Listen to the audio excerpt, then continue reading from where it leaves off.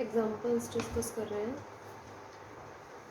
देखो फर्स्ट क्या है, अब इसमें हो सकता है अ पार्टिकल जो है that is placed on an inclined plane, या फिर two particles connected by a string, one is on inclined plane, other is hanging freely, whatever the situation में B.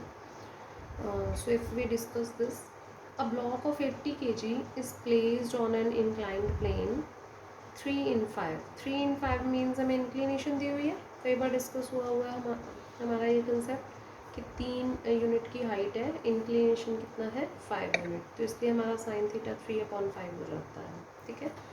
Find the horizontal force required to produce in the block an acceleration of 4 metre पर second square up inclined plane. और हम क्या कहना चाह रहे हैं, कोई भी इंक्लाइंड प्लेन है, ठीक है, इस पे आप कोई भी बॉडी रख दोगे, सपोज इंक्लाइंड प्लेन पे आप कोई भी बॉडी रखोगे, आपने 80 kg का एक ब्लॉक रख दिया, ऑब्वियस सी बात है हम डाइस पे चौक रख देते हैं, चौक अपने आप नीचे की तरफ स्लिप होता है ना, ऑब्वियस है. आप इंक्लाइंड प्लेन पे कोई बॉडी रखोगे तो वो बॉडी नीचे की तरफ स्लिप होगी ना, ऊपर तो बिल्कुल भी नहीं जाएगी. तो हमें बोला गया है 80 kg का ब्लॉक हमने रख दिया इस इंक्लिनेशन पे. Find the horizontal force required to produce in the block an acceleration of 4 metre पर सेकेंड स्क्वायर. अगर हम चाहते हैं कि ये बॉडी ऊपर मूव करे, ऑब्वियसली या तो हमें इस तरफ फोर्स लगानी पड़ेगी या फिर हॉरिजॉन्टल कुछ फोर्स लगानी पड़ेगी. तो हमें बोला गया है हॉरिजॉन्टल फोर्स P लगाओ, इतनी फोर्स लगाओ कि बॉडी जो है वो ऊपर मूव करना शुरू कर दे. कितनी एक्सेलरेशन से, 4 मीटर पर सेकेंड स्क्वायर. फ्रिक्शन में हमने ये बात की थी, अगर आप बॉडी यहाँ पे रखते हो तो वो नीचे स्लिप कर जाएगी, है ना, पर अगर हम उस पर फोर्स लगा देंगे तो एक तो होती है फोर्स इक्विलिब्रियम में जो रखती है बॉडी को, फोर्स लगाने पे आपकी बॉडी नीचे नहीं गिरेगी, इक्विलिब्रियम में रहेगी. पर अगर उससे ज़्यादा फोर्स लगाएंगे तो बॉडी ऊपर जाना शुरू कर देगी ना. तो यहाँ वैसी सिचुएशन है कि कोई हॉरिजॉन्टल फोर्स P लगानी शुरू कर दी ताकि बॉडी ऊपर जाना शुरू कर दे. किस एक्सेलरेशन से, 4 मीटर पर सेकेंड स्क्वायर. तो सिंपल चीज़ है, इंक्लाइंड प्लेन है at an angle alpha, 80 kg weight डाला है तो ऑब्वियस है नीचे की तरफ mg, रिजॉल्व कर लो इसके कॉम्पोनेंट्स. इधर हो गया आपका 80g cos alpha means cos theta whatever you are using, and यहाँ आपका हो जाएगा 80g sine theta. Equal and opposite reaction R will be there. Horizontal force हम P लगा रहे हैं ना, अब ये आपका अगर थीटा है तो ये थीटा हो गया ना. आगे तो सिर्फ 80g के कंपोनेंट्स बनते हैं, पर इस पर आप हॉरिजॉन्टल फोर्स भी लगा रहे हो, इसके भी कंपोनेंट्स इन्वॉल्व हो जाएंगे. Here it will be P cos theta and here it will be P sin theta. जो मोशन होता है वो या तो ऊपर की तरफ है या नीचे की तरफ है. परपेंडिकुलर डायरेक्शन में तो कभी कोई मोशन होता नहीं है, तो परपेंडिकुलर डायरेक्शन में तो इक्विलिब्रियम है ना, सीधा सीधा R इज इक्वल टू ये जो भी आपकी इधर की तरफ फोर्स लग रही है. तो एक इक्वेशन आपकी हो जाएगी R is equal to 80g cos theta plus P sine theta, और दूसरी इक्वेशन ऑफ मोशन, क्योंकि इस तरफ तो बॉडी मूव करेगी ऊपर की तरफ, ऊपर की तरफ मूव करेगी तो ऊपर की तरफ इक्वेशन लिखोगे P cos theta minus 80g sine theta. ये हो गया effective force. Effective force is equal to mf, m मतलब 80, f कितना बोला है हमें 4. That's all. इक्वेशंस बनाओ, सॉल्व कर लो. साइन थीटा आपके पास है, कॉस थीटा 4/5 हो जाएगा. ठीक है, एक इक्वेशन आपकी ये बन गई, ये भी हमने अभी बनाई है यहाँ पे. Effective force is equal to mf. ठीक है, f आपका 4 है, भर दो. और एक इक्वेशन जो है वो आपकी ये बनेगी कि R जो है ये रही. ठीक है, एक इक्वेशन ये रही, एक इक्वेशन ये रही. सिंपल है, दोनों को कैलकुलेट कर लेना वैल्यूज़ वगैरह भर के. पहले इसको सॉल्व किया है, इससे P निकल आया, फिर यहाँ पे P की वैल्यू डाल दी, साइन थीटा कॉस थीटा अपने पास थे तो R निकाल दिया. That's all. Second one, a body sliding on a smooth inclined plane is observed to cover equal distances, each equal to L, in consecutive interval of time t1 and t2. Show that the inclination of plane is this one. Again it is very simple. Second chapter में भी आप लोगों ने ऐसे ही same questions किए हैं, उसमें भी आप ये चीज़ें यूज़ करते हो. इसमें एक छोटी सी बात है ध्यान देने वाली, वो क्या है मैं बताती हूँ. मेन बात पहले इसका स्टेटमेंट क्लियर करते हैं. A body sliding down a smooth inclined plane, कोई भी बॉडी इंक्लाइंड प्लेन पे रखोगे तो वो नीचे स्लिप भी करेगी, स्लाइड ही करेगी.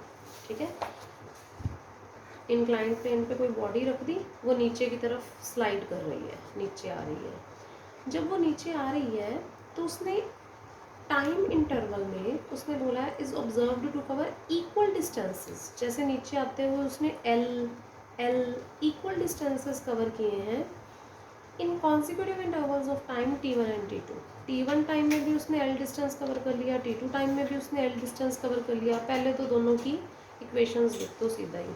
क्या होता था, h is equal to U T plus half G T square. बस यहाँ पे g की जगह g साइन अल्फा आ जाएगा और h की जगह क्या आ जाएगा l, right.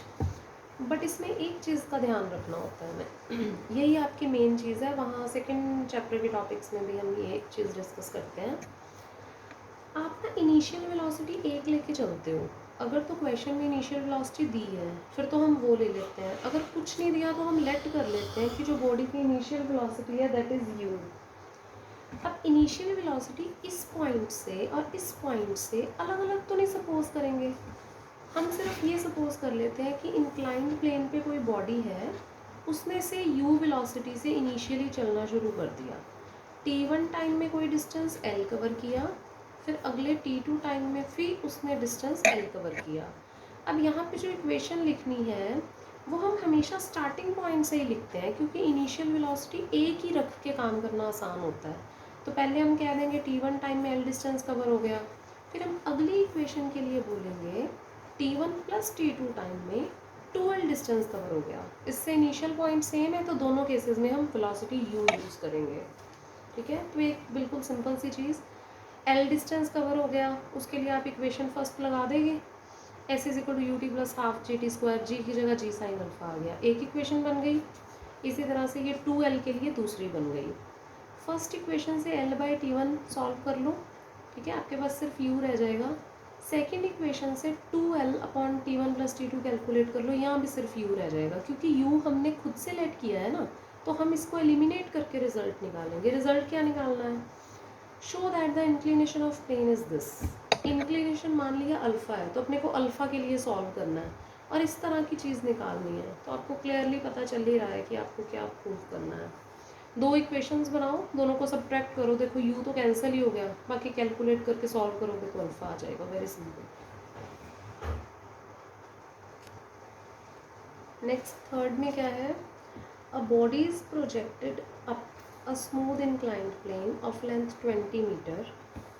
Body is projected up, body को हमने ऊपर की तरफ प्रोजेक्ट कर दिया। ऑब्वियस है कुछ ना कुछ इनिशियल वेलोसिटी u लेके ही किया होगा, क्योंकि ज़ीरो वेलोसिटी से तो ऊपर की तरफ को जाने से नहीं, तो हमने ऊपर की तरफ उसको भेज दिया, ठीक है। Smooth inclined plane, a body is projected up a smooth inclined plane of length 20 metre. अब प्लेन है कोई, उसकी लेंथ 20 मीटर है, आपने u वेलोसिटी देके किसी पार्टिकल को ऊपर की तरफ फेंक दिया, ठीक है, ऊपर जा रहा है वो, एंड इंक्लिनेशन है 30 डिग्री, या आपने 30 डिग्री पे प्लेन इंक्लाइंड है। विद अ वेलोसिटी, इतनी वेलोसिटी देके भेजा है, मैंने बोला ना u वेलोसिटी दे दो, तो with a velocity just sufficient for it to reach the top. अब ये इतनी ही वेलोसिटी दी है कि आपकी बॉडी जो है वो बस टॉप तक पहुंच सकती है, इतनी ही दी है। Velocity is just sufficient to reach the top. इसका मतलब 20 मीटर ये वाला कवर करके उसकी फाइनल वेलोसिटी क्या हो जाने वाली है, 0। तो हमें पता है v is equal to u plus f t होता है ना, ठीक है। ऊपर की तरफ बॉडी जा रही है तो f की जगह माइनस जी, पर इंक्लाइंड प्लेन है तो g की तरह जी साइन अल्फा। चलिए तो हम देखते हैं अब क्या करना है हमें।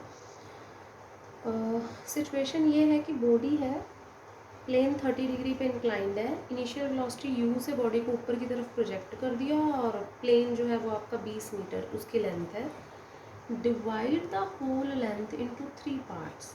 अब ये जो लेंथ है उसको 3 पार्ट्स में डिवाइड करो, so that each part is covered in same time. हमें इस तरह से वो डिस्टेंस देखने हैं कि हर एक पाथ जो है वो इक्वल इंटरवल ऑफ टाइम में कवर हो।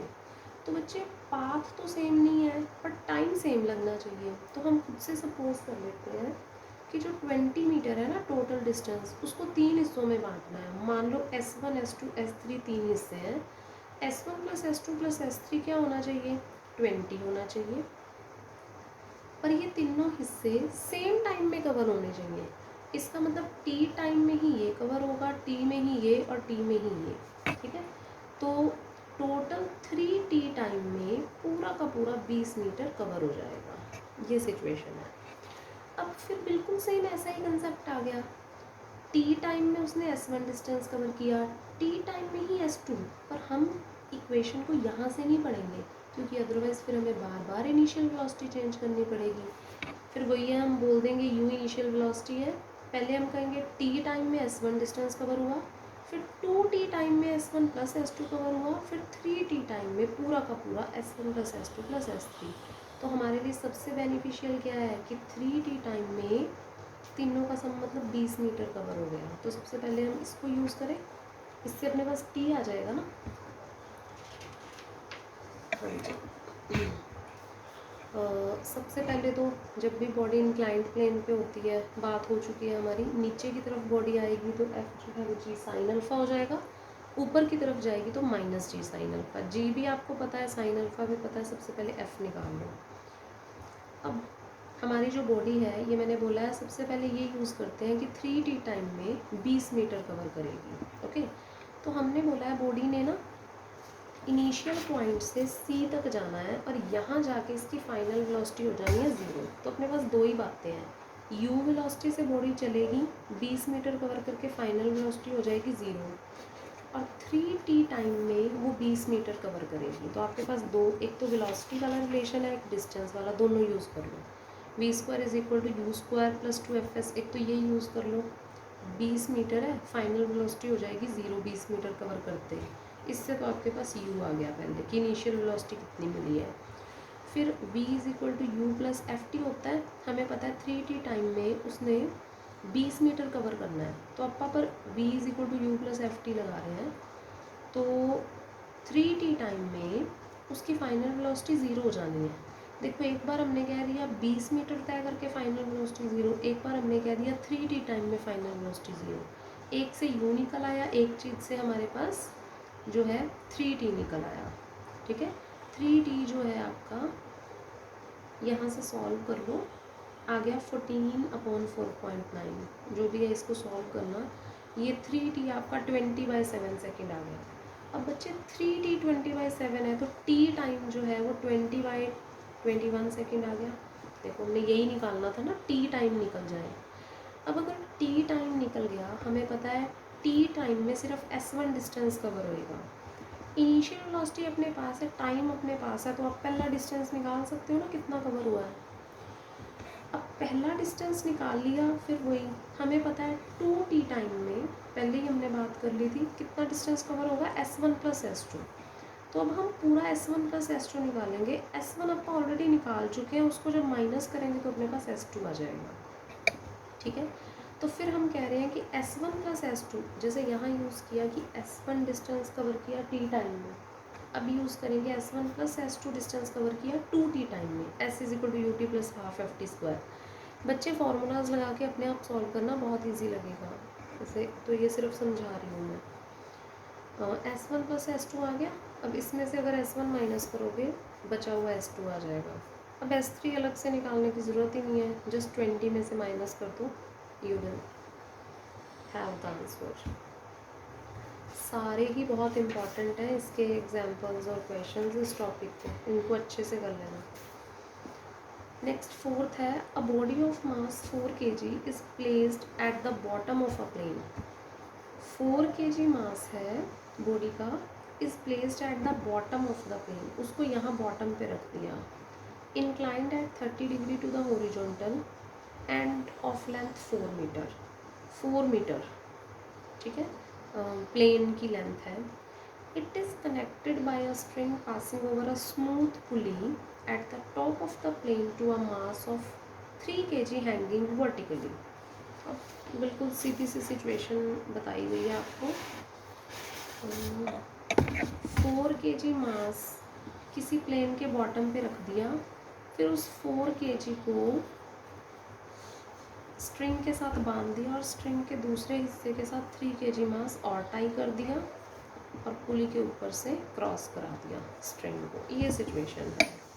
और ये जो स्ट्रिंग है वो शायद 4 मीटर लंबी है, 4 मीटर, बस ये है। तो it is connected by a string passing over a smooth pulley at the top of the plane to a mass of 3 kg hanging vertically. अब 3 kg नीचे की तरफ हैंग कर रहा है। फाइंड द कॉमन एक्सेलरेशन, पहले तो इस सिस्टम की एक्सेलरेशन एफ निकालनी है हमें, ओके। उसके बाद हमें निकालना है and the time that Ellipsis before the first particle arrives the top. Time निकालना है इस 4 kg ने या टॉप पे जाने के लिए कितना लगाया। वैसे तो पता ही चल गया कि मोशन इस तरफ होगा। यही बात थी जो मैंने आपको ऑलरेडी बताई थी। कई बार हमें लगता है कि इधर तो 4 kg है, इधर 3 kg है, तो मोशन इस तरफ होगा। अभी मैंने आर्टिकल्स में क्लियर किया था कि ऐसा नहीं होता। When two particles are connected by a string, जिसमें से एक पार्टिकल इंक्लाइंड प्लेन पे है, तो जो कंपैरिजन है वो किस में होना है। इधर तो पूरा का पूरा वेट m1g लग रहा है, पर इधर पूरा m1g नहीं लगता, यहाँ m2g लग रहा होता है। इधर m2g कॉस अल्फ़ा और इधर m2g साइन अल्फ़ा। तो आपको देखना पड़ेगा m2g साइन अल्फ़ा कितना बनता है। m2 4 दिया हुआ है तो ये 4 हो गया। g साइन अल्फ़ा कितना दिया हुआ है, इंक्लिनेशन आपको दिया हुआ है 30 डिग्री, तो यहाँ आपका जो साइन अल्फ़ा है वो हो जाएगा हाफ। इसका मतलब इस तरफ 2g फोर्स लग रही है। अब इस तरफ कितनी लग रही है, पूरी की पूरी 3g। तो किस तरफ ज़्यादा फोर्स हुई, इस तरफ ज़्यादा फोर्स हुई ना। तो जो मोशन है वो m1 का डाउनवर्ड और m2 का अपवर्ड। ये मतलब इस तरह की प्रॉब्लम होती है जो हमें समझनी होती है। बाकी सारा आपको क्लियर हो ही जाएगा, ठीक है। फोर्सेस रिजॉल्व कर लेना, आर है, टेंशन है स्ट्रिंग में, और दोनों की इक्वेशन ऑफ मोशन लिख दो, दैट्स ऑल। एक तो एफ पूछा है, दोनों की इक्वेशन ऑफ मोशन लिख लो, टी कैंसिल हो जाएगा, एफ निकल आएगा। इधर है ना मोशन, तो इसकी इक्वेशन क्या बनेगी, T minus 4g sine 30 is equal to m f, मतलब 4f। ये एक इक्वेशन बन गई। इसकी लिखोगे तो 3g minus T is equal to 3f, ये बन गई। दोनों को ऐड करो, टी कैंसिल हो जाएगा, एफ आ जाएगा। एफ पुट करो, टी आ जाएगा। अब हमसे पूछा था कितने टाइम में ये पार्टिकल टॉप पे पहुंच जाएगा, तो कितने टाइम में ये पार्टिकल 4 मीटर का डिस्टेंस तय करेगा। इसकी इक्वेशन लिख दो, g sine alpha minus g sine alpha इसकी एक्सेलरेशन है, तो आप लिख दो s is equal to U T plus half f t square. F जो है वो क्या है, माइनस जी साइन अल्फा, ठीक है। तो आप इसको सॉल्व कर लो। एफ आपका आया ही पड़ा है 1.4, यहाँ पे कैलकुलेशन कर लेना टाइम कितना आएगा। उसके बाद ये सेम आर्टिकल की तरह है, दो पार्टिकल्स जो है वो स्ट्रिंग से कनेक्ट किए हुए हैं, पर दोनों ही इंक्लाइंड प्लेन्स पे हैं। इसकी भी इक्वेशन लिखो, इसकी भी इक्वेशन लिखो, दोनों को ऐड करोगे तो टी कट जाएगा, एफ निकल आएगा। एफ की वैल्यू पुट करोगे तो टी निकल आएगा, अगर इस तरह का कुछ पूछ लिया जाए। Rest you can try it and complete the topic.